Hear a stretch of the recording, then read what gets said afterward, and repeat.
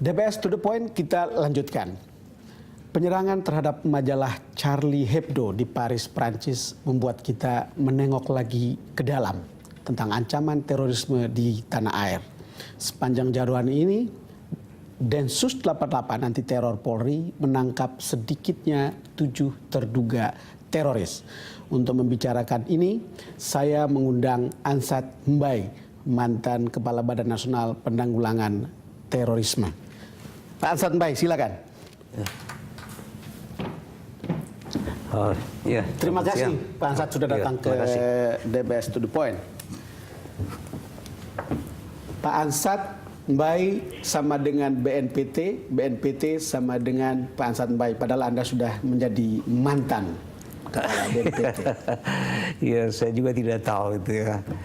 Tapi ya saya sendiri ya kalau berbicara masalah terorisme ya memang kapanpun ya saya siap itu diajak bicara. Pak Ansat, itu kejadian di Paris, di Charlie Hebdo, penyerangan teroris dan menembak sejumlah orang. Pesan yang mau disampaikan oleh para teroris ini apa sebetulnya? Iya, kasus Paris itu kita lihat pesan yang disampaikan oleh para pelakunya itu saya kira sangat jelas sekali. Adalah pesan bahwa ya satu kebebasan berekspresi itu tidak bisa sebebas-bebasnya tanpa batas. Kalau itu menyinggung perasaan orang lain, apalagi membuat karikatur tentang Nabi Muhammad itu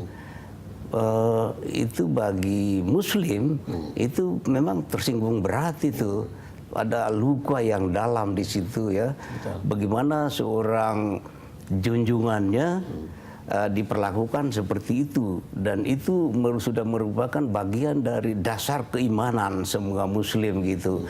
Dibuat karikatur seperti itu. Iya, tapi ya begini Pak memang, Ansat, ini saya baca tulisannya Profesor Azumardiarsa di Kompas yang mengatakan bahwa memang betul itu kebebasan. Dan begitu di sana kan bebas seperti itu, nyaris tanpa batas untuk berpendapat. Tetapi mereka juga bicara membuat karikatur tentang Yesus, tentang tokoh-tokoh ulama dan seterusnya. Kira-kira ini kan hal yang juga terjadi untuk yang lain. Ya, itu kan harus dilihat ya. Misalnya ada kelompok masyarakat tertentu yang tidak bisa menerima kritik seperti itu. Walaupun mungkin di belakangnya itu ada tujuannya yang bagus, tapi itu terlalu sensitif. Saya kira itu perlu dipahami bagi sebagian komunitas Muslim terutama, itu memang tidak bisa ditawar. Betul. Itu saya sependapat. Bagi mereka sama dengan core value. Nah, seperti bagaimana pemerintah Prancis menyatakan bahwa kebebasan berekspresi itu adalah core value. Ya, tapi kan pertanyaannya kan tidak harus dengan cara membunuh. Iya, caranya itu tentu kita tidak benarkan. Kita lihat Muslim di Prancis sendiri mengutuk semua itu, sangat mengutuk. Apalagi salah satu korbannya itu Muslim juga. Pengawalnya siapa itu Charbonnier itu.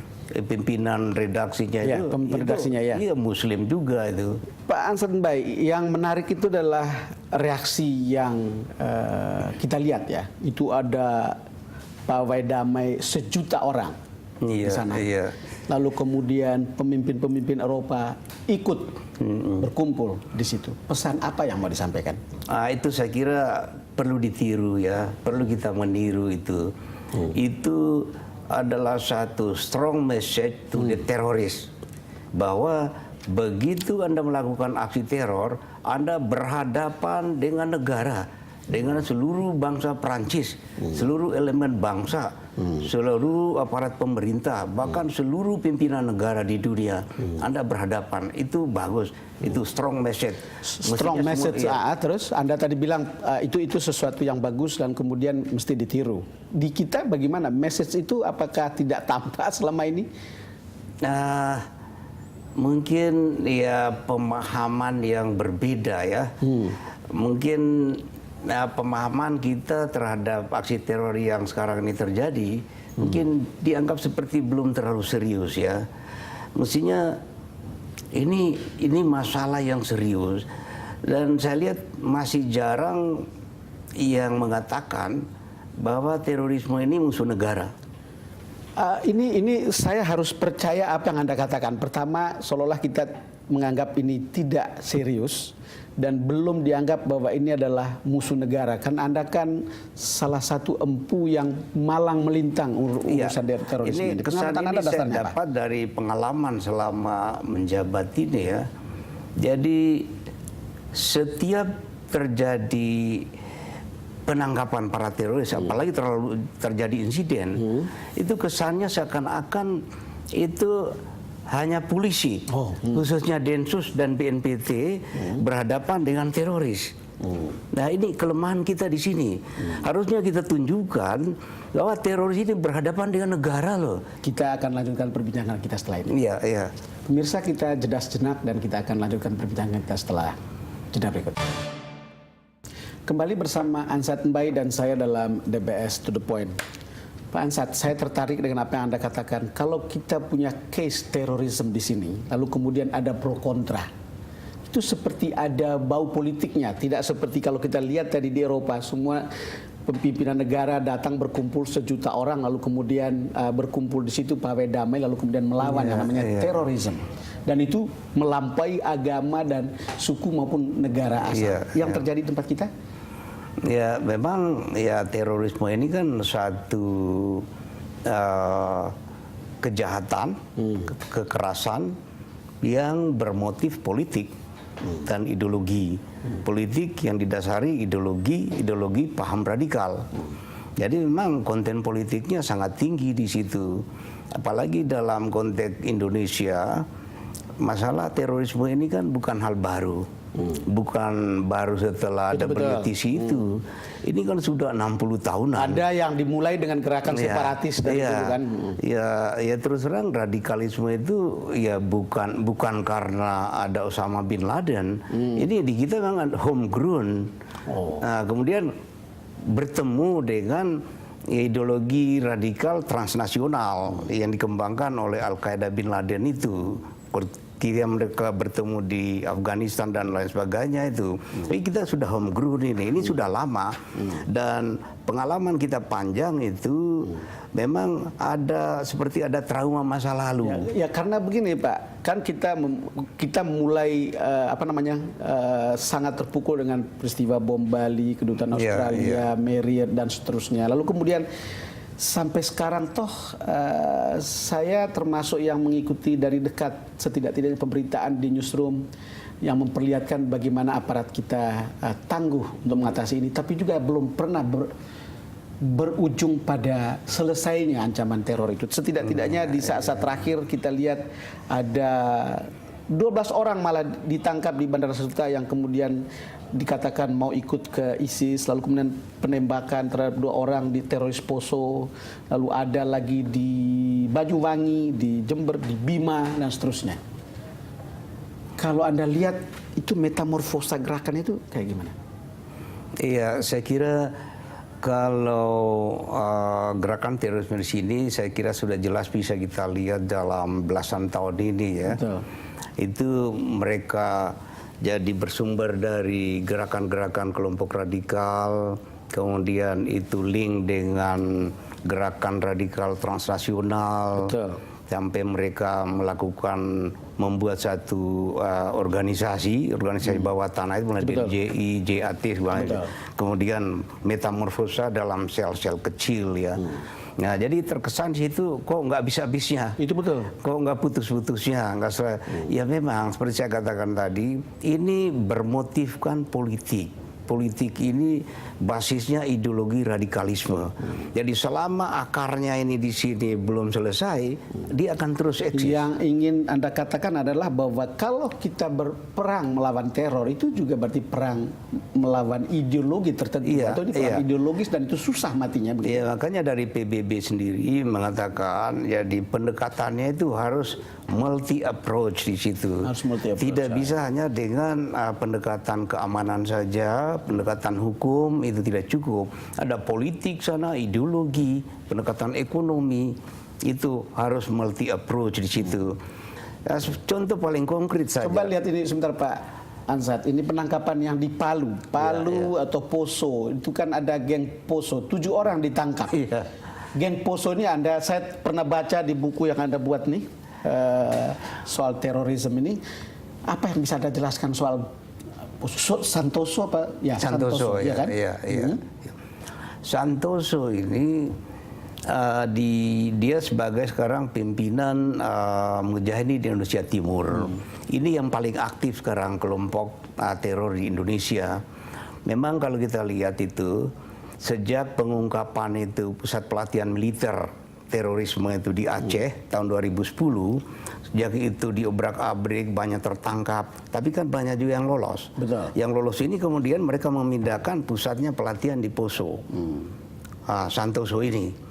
Nah, tapi kalau kita bilang Poso, bukan orang Posonya. Betul. Tapi ini ada dari Sumatera, dari Jawa, dari NTB. Ini sekedar sebuah lokasi yang mengumpulkan orang-orang yang punya ideologi, lalu kemudian berkembanglah menjadi sekelompok dan teroris. Mereka melihat di sini ada 2 hal. Pertama karena alasan geografi itu gunung, hutan belantara yang sulit ditembus. Nah, kemudian yang kedua itu kan mantan wilayah konflik. Pak Ansat Mbai, kita akan bahas lebih lanjut setelah break. Pemirsa, kami akan segera kembali. Kembali bersama Ansat Mbai dan saya dalam DPS To The Point. Pak Ansat, kita lihat bagaimana teroris ini atau terorisme ini tidak bersifat lokal dan tidak bersifat nasional, tapi transnasional dan bahkan mengglobal. Ya. Sekarang kita kenal dan menjadi ancaman baru adalah ISIS. Penjelasan Anda tentang ini gimana? ISIS ini sebetulnya kan sempalan dari Al-Qaeda ini. Betul. Sampai dengan tataran ideologi itu persis sama, tidak ada beda. Tinggal yang berbeda di strategi. Kalau Bin Laden menyebut khilafah itu hanya sebatas wacana. Wacana, dia tidak punya kapabilitas untuk itu. Pak Ansat, sorry, karena di beberapa yang saya baca di negara-negara Islam di Timur Tengah itu bahkan mengutuk ISIS ini sebagai sebuah organisasi bukan sekedar teror tapi juga merampok. Iya, merampas lalu kemudian untuk tujuan-tujuan ekonomi gitu. Semua negara-negara Arab itu mengutuk itu. Bahkan setahun lalu sudah ada satu konferensi pemuka-pemuka agama Islam, para ulama dari negara Islam sedunia. Di situ ada 126 ulama yang menandatangani itu open letter kepada Abu Bakar al-Baghdadi.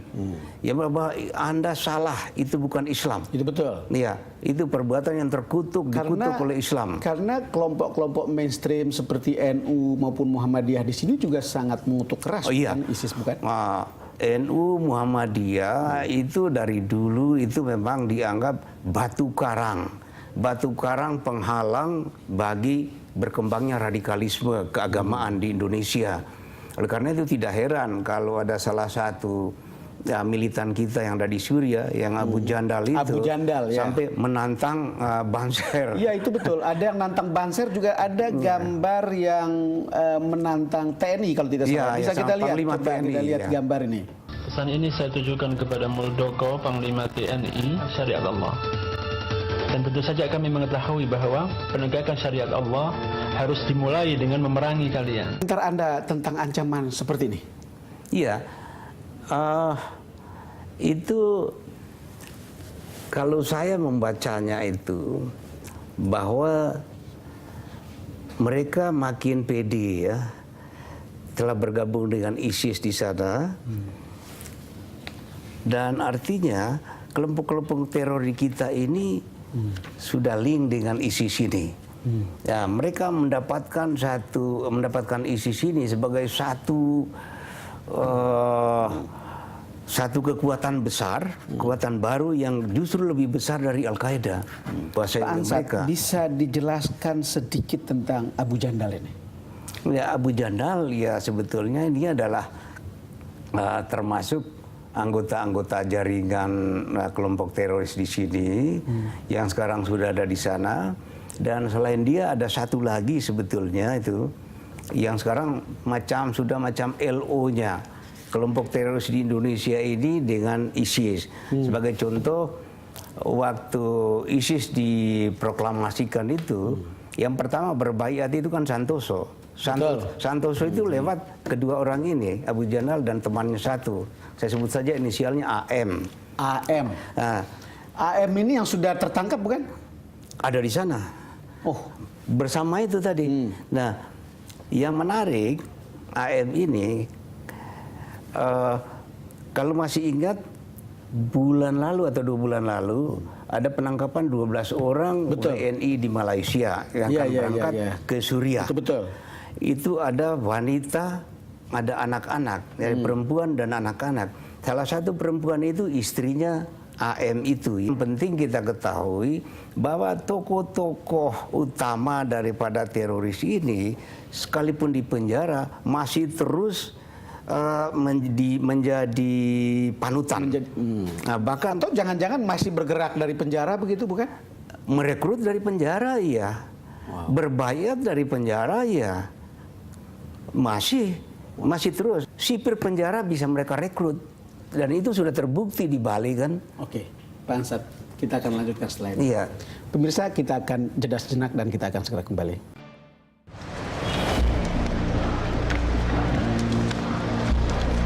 Terorisme masih menjadi bahaya laten di negeri kita. Dan Detasemen Khusus 88 Anti Teror Polri terus memburunya. Setelah ditangkap di Poso, 6 tersangka yang menurut polisi merupakan anggota kelompok teroris di bawah Komando Santoso digelandang ke Jakarta. Peran mereka menurut polisi cukup penting, yakni kurir logistik pendanaan kelompok Santoso alias Abu Wardah. Kelompok Santoso beroperasi di sekitar pegunungan Taman Jeka dan Gunung Biru Poso, Sulawesi Tengah. Dalam rilis akhir tahun 2014, Kapolri Jenderal Polisi Sutarman menaksir kekuatan kelompok Santoso tinggal 20 orang. Kembali bersama saya dan Pak Ansat Mbai dalam DPS To The Point. Pak Ansat, Anda baru bicara soal penjara yang kemudian tidak bisa membuat para teroris kembali ke jalan yang benar. Sebetulnya gimana ceritanya, fakta yang Anda dapat? Ini memang gejalanya di seluruh dunia ya. Para teroris itu di penjara, ya memang ada yang berubah, tapi ada juga yang tidak. Tapi kalau katakanlah 20% saja yang tidak berubah, kemudian lepas lagi kan ini ancaman besar kan. Betul. Nah di penjara kita sudah banyak kasus. Yang pertama, napi non-teroris menjadi teroris. Ini terjadi di Bali. 5 orang yang ditembak 2 tahun lalu itu, yang berusaha merampok toko emas lagi di Bali dan berusaha Itu untuk adalah melakukan perbudakan. dari Itu penjara. paling nggak ada 2 orang itu adalah napi narkoba. Satu sel dengan Imam Samudra CS. Betul. Begitu keluar, mereka membentuk satu kelompok untuk melaksanakan aksi teror lagi. Nah, kemudian sipir penjara di Bali itu ada satu yang direkrut, dia bahkan menyelundupkan itu laptop kepada Imam Samudra. Sekarang proses deradikalisasi sekarang kan sedang berlangsung dan sedang diupayakan. Anda lihat hasilnya kayak gimana? Hasil deradikalisasi ini tidak bisa dilihat dalam hitungan hari, bulan gitu. Itu long term program itu. Betul. Ini karena masalahnya merubah pikiran orang ini. Merubah pemahaman ideologi orang. Apalagi ideologi yang mereka yakin itu dari ajaran agama. Sekarang kalau lihat, kalau campaign dari deradikalisasi ini kan tidak seheboh kampanye anti korupsi. Iya, iya. Nah, kenapa kira-kira? Karena ini, sebetulnya ini soal keamanan kita semua loh. Iya, di situ memang ada masalah sensitivitas itu yang Dana juga mungkin. yang kalau dana sejak 2014 ini sudah lumayan ada itu khusus karena sejak pertengahan 2014 itu sudah ada dana khusus dari APBN. Itu langsung waktu itu dikendalikan oleh Bapak Wapres Bapak Wapres waktu itu meminta kepada BNPT coba didesain satu program secara nasional macam blueprint bagaimana mengantisipasi melawan radikalisme ini secara nasional. Di situ sudah disusun. Inti pokoknya begini, sasaran yang paling urgent di situ ada termasuk adalah media itu, kemudian lembaga pendidikan kita, lembaga pendidikan dari bawah sampai perguruan tinggi. Nah, siapa sebetulnya yang harus melakukan itu dalam program nasional itu saya kira sudah secara pinpoint di situ dirumuskan ya. Yaitu tidak lain, yang paling utama di situ adalah para ulama, para ormas-ormas keagamaan di situ. Ya, kita sudah tahu bahwa ormas-ormas keagamaan kita umumnya itu adalah moderat. Mereka hanya perlu empowering, difasilitasi dengan satu penajaman program khusus. Pak Ansat Mbae, terima kasih sudah datang ke DPS To The Point. Oke, iya, terima kasih. Pemirsa, demikian perbincangan kami dengan Pak Ansat Mbae dalam DPS To The Point kali ini dan sekaligus mengakhiri DPS To The Point episode ini. Kita akan jumpa lagi dalam DPS To The Point episode berikutnya.